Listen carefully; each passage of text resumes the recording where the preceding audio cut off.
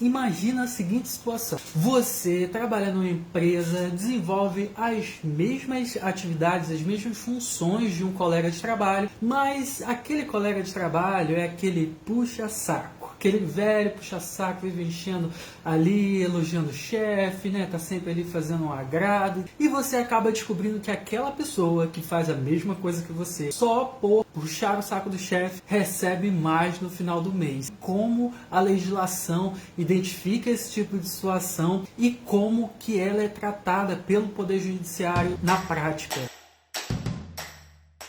Primeiro, me responde uma coisa: é justo uma pessoa que faz as mesmas coisas do que você receba um salário superior só porque é puxa-saco? Eu tenho certeza que eu já sei a resposta. Primeira coisa que eu preciso apontar para vocês é que a legislação brasileira trabalhista, ela define que os funcionários eles não podem ser preteridos, não podem ser diferenciados, a não ser em razão das funções que eles exercem. Então, se você recebe um salário exercendo determinada função e tem um outro colega que exerce a mesma função e recebe um salário maior, isso o artigo 461 da CLT ele proíbe, é a isonomia salarial. O artigo fala o seguinte, o artigo 461 da CLT define o seguinte, que o salário deve ser igual para trabalho de igual natureza, eficácia e duração, sem distinção de nacionalidade, sexo, raça, religião ou estado civil. Então, o que acontece? A única diferenciação que o seu empregador pode fazer na empresa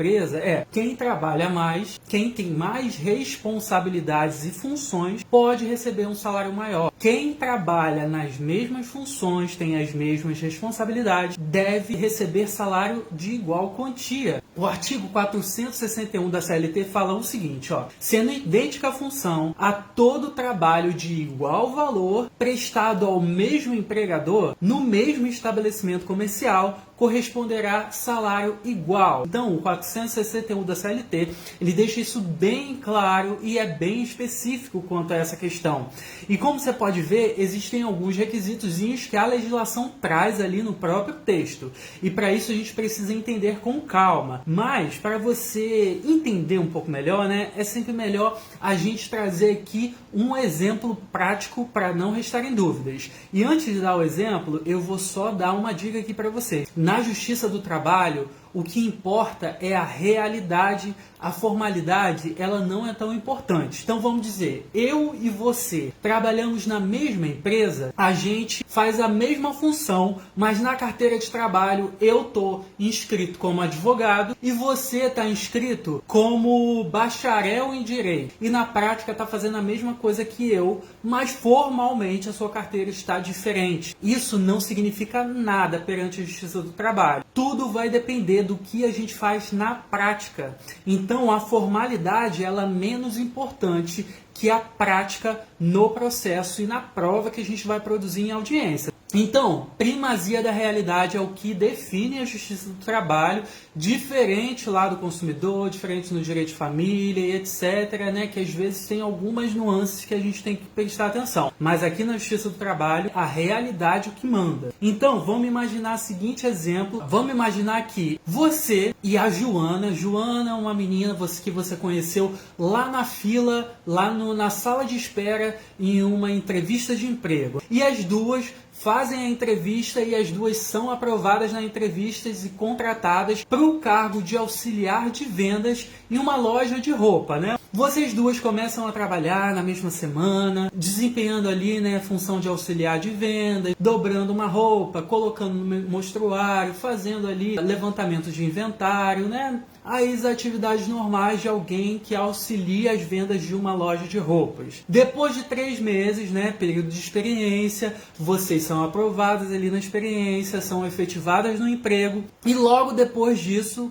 a Joana, né, que é aquela pessoa mais ali puxa-saco, né, vive jogando uma conversinha no chefe, né, na supervisora, tá sempre dando ali uma ilustrada, né, na aparência, sempre puxando ali o saco do pessoal, acaba se destacando, né, por estar aparecendo mais e é promovida ao cargo de vendedora primeiro do que você. Depois de 3 meses, você ralando ali, mostrando que você sabe o que está fazendo, trabalhando pra caramba, também é promovida ao cargo de vendedora. Só que a Joana já teve a carteira de trabalho dela registrada como vendedora e o salário corrigido. Você já está recebendo o salário corrigido, mas sua carteira ainda não foi mudada. Então, formalmente sua carteira, você é auxiliar de vendas, mas na prática, você e Joana são vendedoras. Vamos colocar aí que depois desse tempo, como vendedoras, vocês duas já estão 6 meses vendendo, você recebendo salário,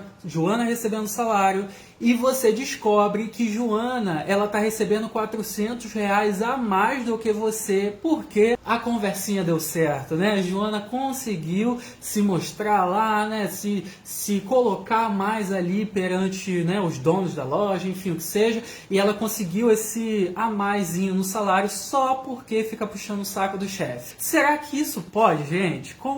Pensando aqui sobre as coisas que a gente já conversou, o pouquinho que eu falei sobre isonomia salarial, será que a legislação, na prática, você recebendo R$ 400 a menos, fazendo a mesma atividade, é legal? A empresa pode fazer isso? Qual é o primeiro requisito para fazer o pedido de equiparação judicial na Justiça do Trabalho? É mostrar que a identidade de função é a mesma, que a função que você e Joana exercem é exatamente a mesma. E você consegue fazer isso de uma forma muito fácil. É só levar testemunha para mostrar que apesar na carteira você está como auxiliar de vendas, na prática você faz todas as vendas igual a Joana.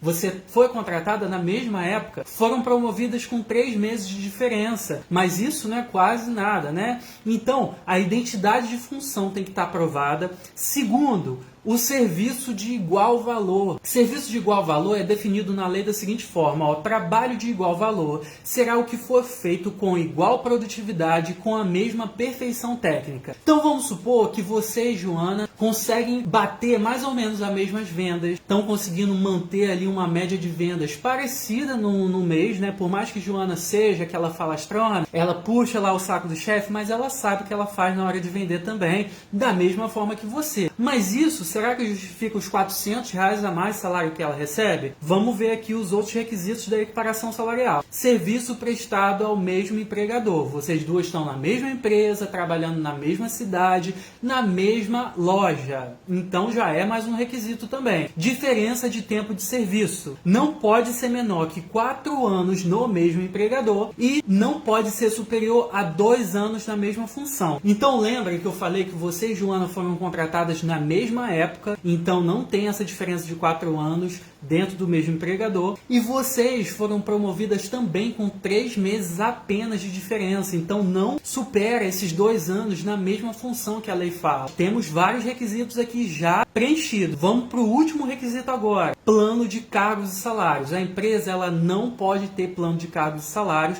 ou se ela tiver registrado lá, esse plano ele não está sendo respeitado no seu caso, entendeu? Então, a maioria das empresas no Brasil não tem plano de cargos e salários.